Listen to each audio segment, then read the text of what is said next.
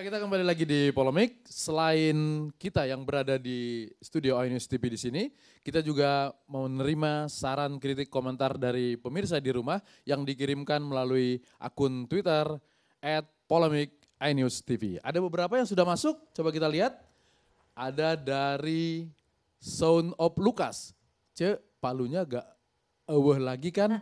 Masih ada, pengawalnya keren begitu, siapa yang berani ngambil? Kemudian ada Agus Taharnanto. Menurut Polemik lebih penting mana tugas untuk rakyat apa tugas untuk partai? Kemudian loh ini Sound of Lucas lagi. Kalau Pak Jokowi cium tangan Ibu Mega, saya mah mau cium tangan Cepopong. Ini penggemar Cepopong banget ini Sound of Lucas ini. Kemudian Adar Al-Mustarafin, ada Cepopong di Polemik iNews. Kangen sama si Mbah, apa kabar Ce? Baik. Kabar baik, oke. Ya, saya ke Bung Hanta. Bung Ruhut tadi bilang tentu tidak bisa dilepaskan peran Pak Yasona sebagai Menteri Hukum dan HAM sebagai orang partai PDIP. Tentu saja dia berkeinginan ada partai lain yang di apa istilahnya Bang? Di obok-obok? Bisa begitu disebut? Iya, kabus Golkar. Enggak, beliau enggak ngobok-ngobok, tapi kan bisa kebayang kan. Kita bisa lihat PDIP langkahnya saya hormati. Kenapa? MD3 sih MD3. Tapi bayangkan dia pemenang kan. Ya. Dia enggak ada di pimpinan DPR loh. Ya. Dia enggak ada di pimpinan MPR loh. Begitu juga di komisi-komisi. Enggak dapat. Wakil. Kenapa ya Bang? Ya? Jadi tapi kawan-kawan yang merasa menang kemarin, dia lupa pemerintahan itu di PDI Perjuangan. Dengan Indonesia Hebat. Karena itu saya berterima kasih dengan ketua umum saya. Kita penyeimbang berada di tengah. Oke, silakan Bung Hanta. Ya, saya satu ya, posisi kita tentu ingin memperkuat partai. Saya orang yang paling tidak sepakat berdemokrasi tanpa partai. Jadi partai harus dikuatkan. Jadi ketika ada kritik, tanda petik pahit, jamu, itu jangan dibaca deparpolisasi. Justru itu upaya untuk perkuat. Apalagi partainya kan di Indonesia, semua bisa memberi masukan untuk demokrasi kita. Kecuali partainya di bulan, buat apa kita bahas kan. Nah ketika partainya di Indonesia, semua akan membahas tentang partai. Dan itu demokrasi. Nah sebelum ke Golkar saya ingin beri catatan sedikit ya. Mungkin semacam cost benefit analysis buat PDIP soal tadi itu. Yang diistilahkan oleh Bang Ruhut bilang the ruling party cita rasa oposisi itu merugikan partai. Dampaknya negatif. Tadi disampaikan dua senior kita tadi soal istilah petugas partai, cita rasa. Artinya apa? Ada dampak negatif bagi PD Perjuangan. Ketika menjalankan pesan itu, justru itu menurut saya membantu peran oposisi yang dilakukan oleh KMP. Sehingga energi politik KMP menjadi hemat. Iya, betul. Dan itu dengan cara begitu justru meninggikan posisi tawar harga politik KMP. Jadi menurut saya yang dirugikan itu, misalnya ada sentimen politik kalau kita membaca hasil survei, dua kelompok masyarakat yang puas dengan kebijakan pemerintah, harusnya yang mendapatkan insentif elektoralnya adalah PDI Perjuangan. Dengan kesan seperti ini PDIP tidak mendapatkan itu, yang dapat Partai Nasdem nanti. Sebaliknya yang kecewa Nasdem, PKB dan Hanura biar lengkap. Kalau yang kecewa nanti tidak lari ke PDI Perjuangan juga. Larinya kemana? Ke Gerindra, PKS, tahun yang lainnya. Nah ini yang mungkin masukan buat PD Perjuangan, mungkin ini strategi komunikasi politik. Bahwa ada mekanisme internal, itu persoalan lain menurut saya. Nah kalau Bang Ruhut tadi banyak komentar, kalau soal Golkar ya, kalau Bang Ruhut ini penyeimbang. Gabung di KMP, tapi kadang cita rasa the ruling party ini, membantu ini. Posisi duduknya ketukar ke sini nih. Banyak membantu, tapi tadi ada di Bravo 5 ternyata ada benang merahnya. Nah untuk Golkar menurut saya begini. Memang ada dua faktor ya secara singkat. Faktor konflik internal partai itu ada faktor internal eksternal. Faktor internal eksternal itu kita jangan melihat Golkar hari ini bahwa Golkar akan gagal. Saya tidak ya. Justru kalau mau jujur Golkar itu partai modern. Partai modern cuma problemnya belum berhasil melakukan faksionalisme internal partainya. Mengelola faksi-faksi internal partainya. Untuk konteks jangka panjang ini menguntungkan partai. Kalau misalnya Golkar berhasil melakukan konsolidasi lalu menghadapi 2019, ini mungkin Partai Golkar akan maju. Belum tentu dengan PDI Perjuangan, belum tentu dengan Demokrat bagaimana tantangannya menghadapi pasca itu. Jadi ada figur kuat itu dalam jangka pendek menurut saya menguntungkan, sangat tidak mungkin. Tapi kalau tidak berhati-hati melakukan konsolidasi, melakukan mekanisme internal, ketika tidak ada lagi figur kuat itu, partai ketergantungan itu berbahaya. Seperti Golkar pasca Pak Harto. Nah kalau faktor internalnya semualah. Masa salahnya pengamat lagi, ada konflik internal. Nah jadi ada konflik internal Golkar, P3 dan seterusnya. Kalau Golkar catatan saya begini, memang tadi saya melanjutkan dari Bang Ruhut tadi menarik soal ada yang dukung sana, dukung sini, itu faktor pertama. Kedua, saya boleh dikoreksi oleh dua senior dari Golkar. Kebetulan tesis saya soal Golkar, sedikit tentang Golkar. Ada beberapa mungkin mekanisme di Golkar yang kalau dilihat dari sejak 98, 99, itu Pak Edi Sudrajat kalah, itu kalah voting. Selesai konfliknya, Pak Edi Sudrajat membuat PKP. 2004 juga begitu. Pak Akbar Tanjung dikalahkan oleh Pak Yusuf Kala, tapi dikalahkan melalui mekanisme voting. Selesai, meskipun Pak Akbar Tanjung tidak bikin partai, tetapi di konvensi partai juga ada yang kalah. Membuat partai juga, Hanura dibuat oleh Pak Wiranto, kemudian Prabowo membuat Gerindra. 2009 Pak Surya Paloh juga kalah melalui voting. Kecewa katakanlah, tapi selesai kompetisinya, lalu membuat Nasdem. Nah persoalannya di awal mungkin ini kalau kita kaitkan, yang di Bali tidak melakukan mekanisme voting. Tapi kalau dibuka mekanisme voting bisa juga kalah dengan Pak JK pengalaman Pak Akbar Tanjung 2004. Jadi memang dinamikanya kencang. Tapi di Ancol juga bukan tidak ada problem. Jadi dua-duanya ada masalah ya sebenarnya, satu pada mungkin kalau saya mengutip Mahkamah Partai, yang satu berkualitas karena transparan, demokratis, terbuka. Tetapi legalitas jumlahnya tidak banyak yang hadir. Tapi yang di seberangnya hadir banyak, legalitas lengkap dan seterusnya. Tetapi juga ada masalah di kurang demokratis, anggapannya begitu. Nah faktor eksternalnya mengapa makin kencang? Karena ada faktor KIH dan KMP tadi.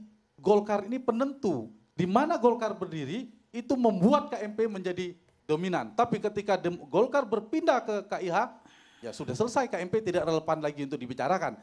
Jadi faktor inilah yang menurut saya yang membuat semakin dinamis dinamika politik kita itu. Dan untuk menyelesaikan masalah ya bergantung pada Golkar sebenarnya. Dan fraksi kita akhirnya sekarang ada 12 fraksi di DPR ya Bang Ruhut, Bang Sukur. 12 fraksi. Karena Golkar ada 2 fraksi, P3 ada 2 fraksi. juga ada 12 fraksi. Pak Presidennya makin bingung, makin susah ketemu dengan 12 orang. Oke.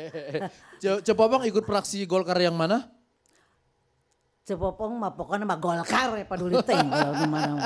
Baik, boleh Cepopong bicara sebentar? Boleh, iya. Ya, maksudnya adalah mungkin kalau orang lain itu memprihatinkan, Golkar memprihatinkan, tapi Cepopong tidak. Justru Cepopong bilang itulah Golkar. Ya, karena apa? Karena apa?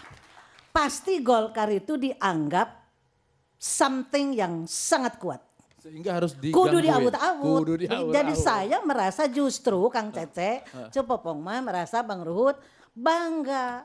Berarti Golkar diperhitungkan, kudu diawut-awut mana. Terima kasih. Oke. Gitu. Bukan berarti Partai Demokrat tidak diaur-aur karena tidak diperhitungkan loh, lain. Oke, Bang Sukur, memang ada keinginan untuk mengganggu partai, untuk kemudian mengganggu soliditas KMP? Saya yakinkan hal-hal seperti itu, pikiran seperti itu tidak ada. Tetapi saya tidak mau membahas teman-teman saya, Golkar, P3. Saya percaya kedua partai ini adalah partai besar dan banyak tokoh-tokoh di sana. Dan saya percaya mereka akan mampu menyelesaikan masalahnya sehingga makin memperkuat partai ke depan. Jadi untuk Golkar P3 saya tidak mau komentar itu. Nah saya mungkin beberapa yang saya akan klarifikasi. Contoh, saya sepakat dengan yang dikatakan teman saya dari Projo ya. Bahwa hubungan antara Ibu Mega dengan Pak Jokowi tidak ada masalah. Nah setelah selesai pidato politik Ibu Mega, ini saya beritahu yang tidak masuk ke media, ya makan siang bersama, terus kemudian Pak Jokowi didampingi Ibu Mega ketemu dengan seluruh ketua DPD dan kepala daerah. Nah jadi kalau orang mengatakan oh ini ada masalah hubungan Ibu Mega dengan Pak Jokowi, saya katakan masalah apa? Artinya saya sebagai ketua DPP sendiri dari PD Perjuangan saya tidak tahu ada masalah, komunikasi lancar. Nah terus kemudian mengenai partai tadi Pak Hanta Yuda tadi nyoroti, ada di pidato Ibu yang mengatakan bahwa Ya, partai itu adalah sebuah keharusan undang-undang. Nah, tetapi ada di pidato itu Pak Anta, nanti coba dilihat. Tetapi Ibu mengatakan tentu di partai kita melihat masih banyak, kita tidak bisa menutup mata, masih banyak kekurangan-kekurangan yang terus kita untuk memperbaiki lebih baik lagi ke depan. Nah, yang terakhir yang ingin saya klarifikasi adalah kami sebagai partai pengusung, Pak Jokowi sebagai presiden, tentu yang membuat Pak Jokowi sebagai presiden tentu itu kami tidak menutup mata, itu bukan hanya PDI Perjuangan, banyak stakeholder yang ada di sana, ada projo, ada macam-macam, ada Bravo 5 tadi Pak Luhut katakan. Nah, di luar daripada yang, tetapi partai pengusung adalah PDI Perjuangan.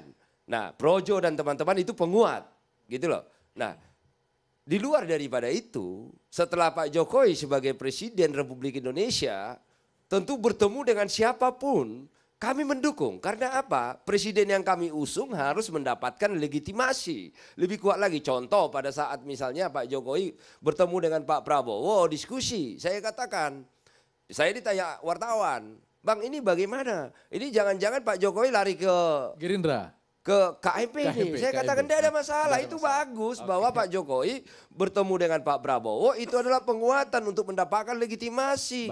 Sehingga semua program-programnya jalan. Jadi sebenarnya tidak ada masalah ini. Yang penting sekarang ini adalah bagi kami adalah bagaimana pemerintah sekarang. Dari sudut pandang saya sebagai kader PDI Perjuangan, itu yang saya katakan tadi, partai itu jangan dipisahkan dari rakyat. Tujuan partai itu, tujuan PDI Perjuangan adalah membangun rakyat dengan Trisakti. Nah, yang saya harapkan adalah pemerintah yang sekarang tetap konsisten untuk tujuan untuk membangun rakyat Indonesia ke arah yang lebih baik lagi sesuai dengan Trisakti yang kami sepakati mulai Pak Jokowi dari wali kota sampai dia menjadi Presiden Republik Indonesia. Oke, tadi disebutkan ada yang tidak terlihat oleh media, ternyata habis pertemuan ada pertemuan lagi Ibu Mega, Pak Jokowi dengan para kepala daerah. Di situ Pak Jokowi boleh pidato? Ngobrol. Dikasih kesempatan pidato juga? Diskusi. Oh diskusi, oke. Baik. Jadi artinya, jadi yang saya mau katakan ya, Pak Jokowi itu adalah bagian daripada PDI Perjuangan. Kita coba, jadi itu yang kalau kita lihat lagi ke belakang. Pak Jokowi diusung oleh PDI Perjuangan menjadi wali kota. Solo, kemudian Jakarta. Presiden, ya dia tidak bisa, beliau tidak bisa lepas dari PDI Perjuangan. Cuman yang menjadi cara berpikir masyarakat, cara berpikir beberapa orang adalah seolah-olah Pak Jokowi itu hanya membangun partai. Saya mau sampaikan pada malam hari ini, ya, bahwa jika Pak Jokowi bekerja sesuai dengan ideologi yang kami yakini di PDI Perjuangan dan tujuan Trisakti, maka bangsa ini akan maju, otomatis PDI Perjuangan akan besar dan menang lagi 2019. Itu tujuan kami. Sebentar, coba Pong mau tanya. Apa yang disampaikan di ruangan ini oleh adik Cepopong ini, siapa namanya? Sukurna Baban. Itu sudah langsung diobrolkan sama Pak Jokowi tidak? Face to face. Apa yang disampaikan oleh adik barusan kan sudah sangat jelas. Yang mana? Itu pernah tidak langsung dibicarakan? Tidak ada komunikasi. Makanya sebentar. Tidak ada komunikasi yang tersumbat.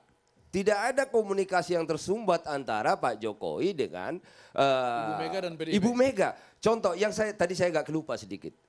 Waktu Pak Jokowi ketemu dengan Pak Prabowo, saya menganggap itu adalah hal yang luar biasa sekali untuk penguatan Pak Jokowi. Dan seluruh media massa menganggap itu adalah juga hal yang bagus bagi Pak Jokowi. Cuman yang saya bingung. Apa itu? Sebelum orang lain percaya kepada Jokowi, kami sudah percaya kepada Jokowi. Mulai dari wali kota. Yang saya bingung. Kenapa pada saat bertemu dengan Ibu Mega, bertemu dengan kami, itu dianggap intervensi. Sementara dengan yang padahal lain. Harusnya itu adalah bagian penguatan dan mengarahkan agar tetap di dalam perjuangan Trisakti. Baik, jadi Cepopong hubungan istana dengan Tuku Umar baik-baik saja. Dingin-dingin saja. Mesra-mesra saja. Boleh tambah sedikit dari Silakan, Cepopong? Begini ya. Ada satu peribahasa di dalam bahasa Sunda. Yang istilahnya Kang Cece, tong nundutan atau Kang Cece. Nah, itu ada hade ku omong, goreng ku omong. Itu hade ku omong, gorengku omong. Bagus karena pembicaraan. Ya, artinya apakah itu bisa jadi polemik, apakah itu bisa jadi saling rangkul, itu bergantung kepada kata-kata yang disampaikan. Bergantung kepada cara berkomunikasi. Kata-kata, ya kata-katanya bukan cara berkomunikasinya, kata-katanya. Itu ada karuhun Sunda itu memang sangat luhung. Hadekku omong, gorengku omong. Nah, sebetulnya kalau menurut pendapat Supopong, kenapa jadi ribut, orang luar jadi ribut padahal tidak ada apa-apa. Itu hanya entah waka keprok belum tahu. Nah, hanya mungkin karena itu tugas apa tadi teh istilah teh ya. Petugas yang partai teh ya? istilah petugas partai itu kan satu kata. Baik. Sebetulnya tidak ada apa-apa, tapi itulah akibatnya sampai seperti ini. Hanya karena adekku omong, gorengku omong. Bergantung kepada kata, kecap. Tah itu. Jadi sebetulnya hanya satu kata saja yang menyebabkan jadi orang lain jadi ribut. Padahal nggak ada apa-apa kan.